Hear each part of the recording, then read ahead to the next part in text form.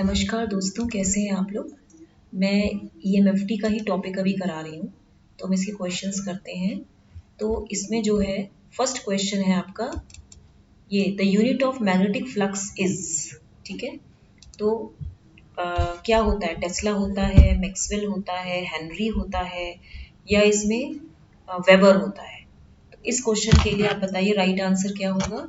Weber होता है। ठीक है, क्योंकि मैग्नेटिक फ्लक्स क्या होता है, magnetic flux is the number of magnetic field lines. What it is the number of magnetic field lines passing a surface area, passing a surface area normally is called magnetic flux। इसको हम क्या बोलते हैं, magnetic flux बोलते हैं। ठीक है, it is denoted by phi, इसको हम फाई बोलते हैं। तो magnetic flux is mathematically equal to the, ये फाई जो है it is the product of the dot product of magnetic field and area vector through which it is passing.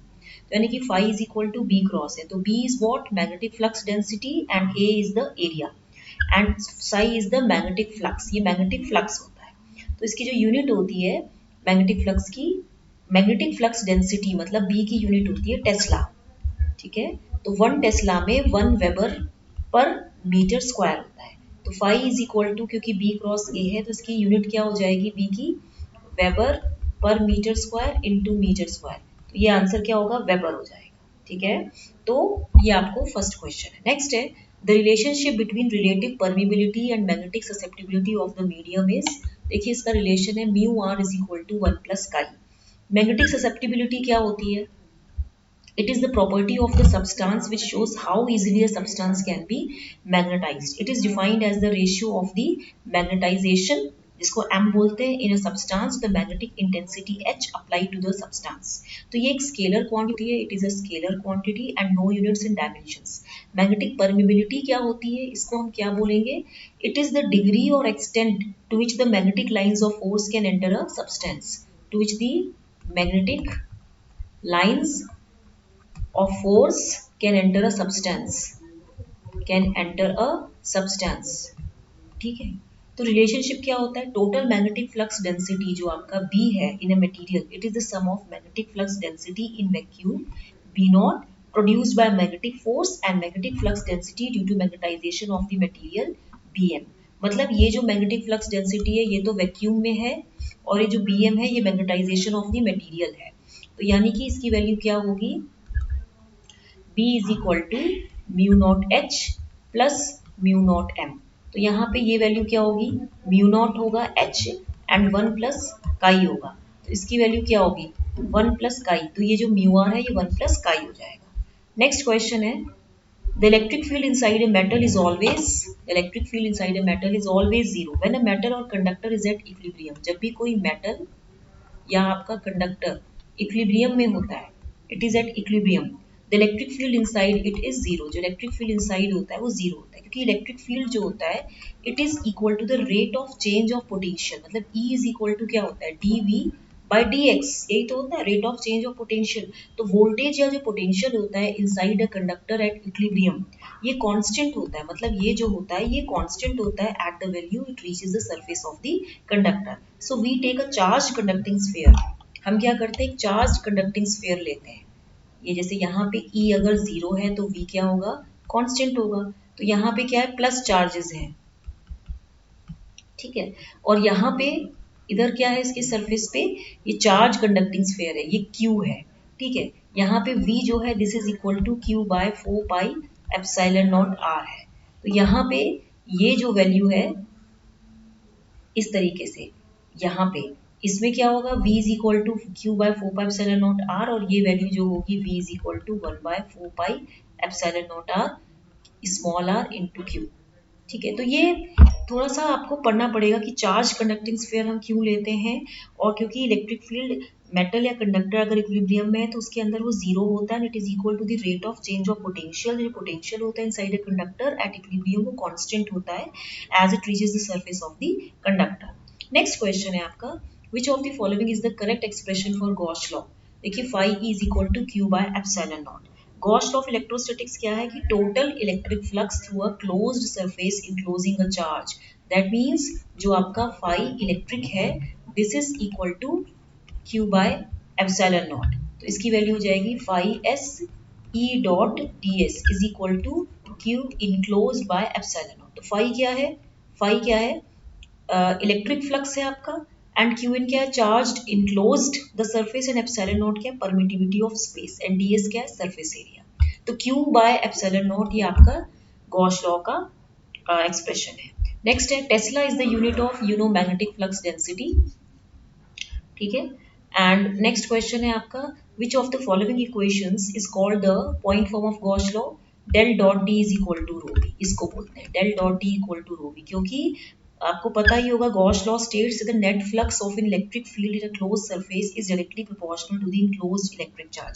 जो net flux होता है इलेक्ट्रिक फील्ड का, net flux of an electric field in a closed surface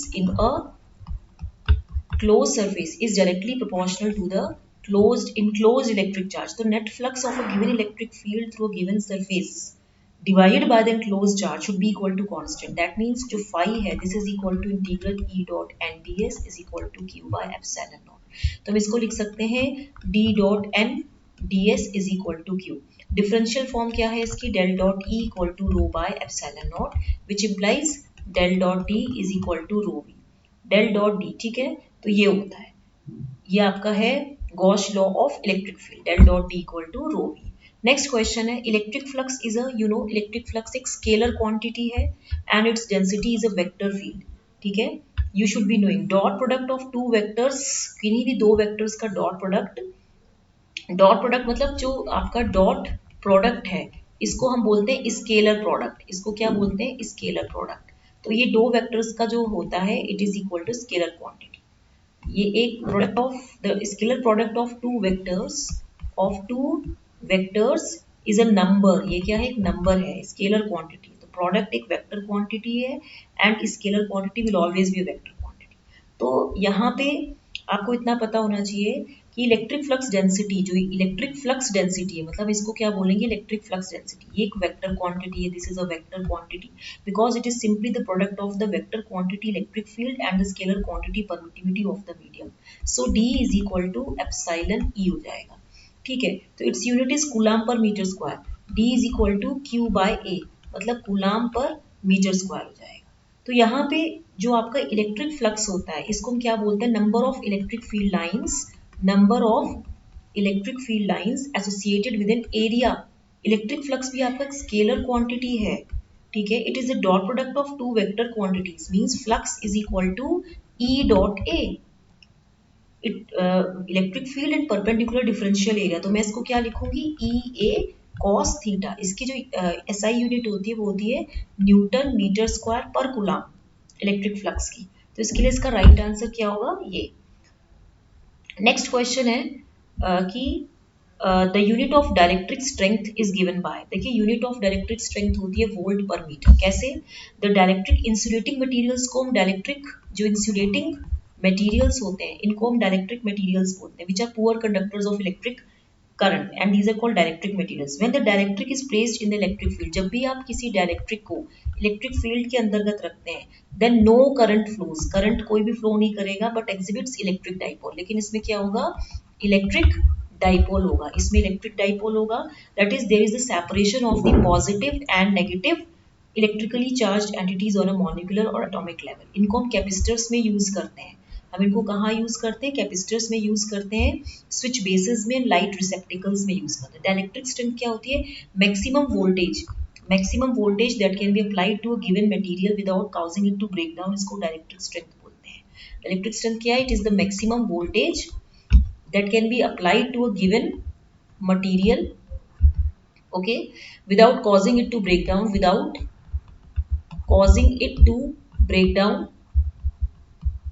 ठीक है, इसको dielectric strength बोलते हैं। It is measured in volts per unit thickness of the material. तो डायलेक्ट्रिक स्ट्रेंथ किसी भी इंसुलेटिंग मटेरियल का it is measured in volts per unit thickness of the material. Next question है the capacitor preferred for high frequency circuits is. High frequency के लिए हमेशा mica capacitor use करते हैं because these are available in range between a few picofarad to thousands of picofarad. ठीक है, with voltage rating in between a few 100 volts to 1000 volts. तो mica capacitors low loss capacitors होते हैं, ये low loss capacitors होते हैं that are used where high frequency is required and their value does not change much over time. Capacitance of mica capacitors ranges from, इसका capacitance होता है 10 picofarad to 5000 picofarad. Mica capacitors का low resistive and inductive component होता है associated with it, hence इनका high quality factor भी होता है। इनका हाई क्वालिटी फैक्टर होता है because of its high quality factor की कैरेक्टरिस्टिक्स मोस्टली फ्रीक्वेंसी इंडिपेंडेंट होते हैं, फ्रीक्वेंसी इंडिपेंडेंट होते हैं, which allows this capacitor to work at high frequency.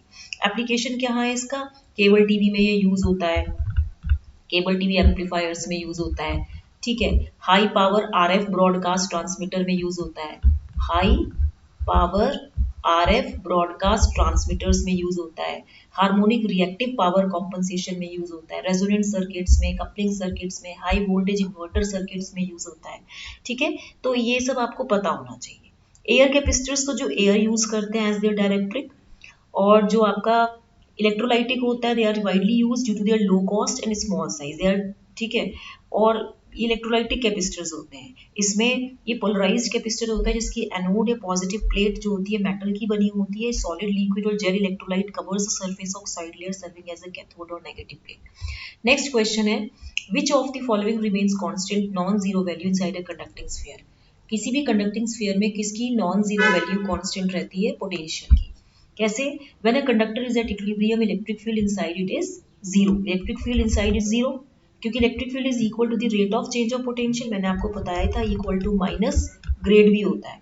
The voltage inside a conductor at equilibrium, voltage inside a conductor at equilibrium is constant and at the value it reaches the surface of the conductor, at value it reaches the surface of conductor, surface of conductor we are taking a charge, इसीलिए हम charge conducting sphere लेते हैं। तो ये आपको पता चल गया। तो potential at the surface of charge conducting sphere कितनी होती है, 1/4 pi epsilon naught Q by R. तो अगर आपको मेरे पढ़ाने का ढंग अच्छा लगा हो तो इसको लाइक शेयर सब्सक्राइब करना मत भूलिएगा। Thank you very much.